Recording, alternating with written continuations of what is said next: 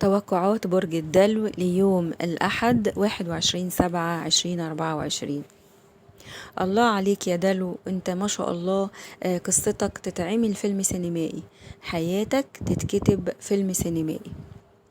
الأيام الجاية فيها أخبار حلوة كتير، يعني من الآخر كده والنبي لا تكيد العزال. أنا من فرحتي بيك يا دلو عايزة أغني لك والنبي لا تكيد العزال.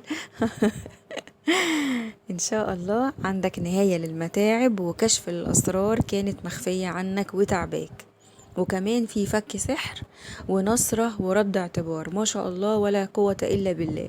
يعني أخبار جميلة، مفاجآت من العيار التقيل ما شاء الله. في حد في حياتك هو مؤذي بس مش ممكن يأذيك لأن انت حبه الأبدي، فما تقلقش خالص من الناحية دي.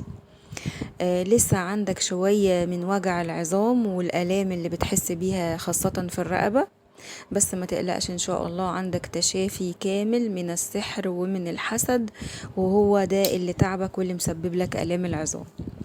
طبعا زي ما قلنا فك كرب، نهاية سحر، كشف أسرار، كله في صالحك يا دلو.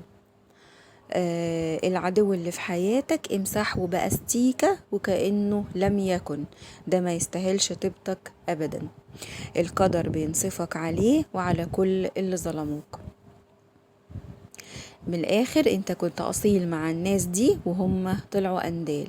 ممكن يكون أكتر من شخص عادي، يعني عادي جدا، الأندال كتير. جايلك فرحتين يا دلو هيغيروا حياتك بالكامل إن شاء الله، وإنت مستمر في تحقيق أحلامك. كمل يا أسطورة إلى الأمام، مفيش حاجة هتوقفك. ما شاء الله عليك لا قوة إلا بالله. عندك تحقيق حلم كنت فاكر إنه صعب المنال ومستحيل يتحقق، الحلم ده هيتحقق بإذن الله.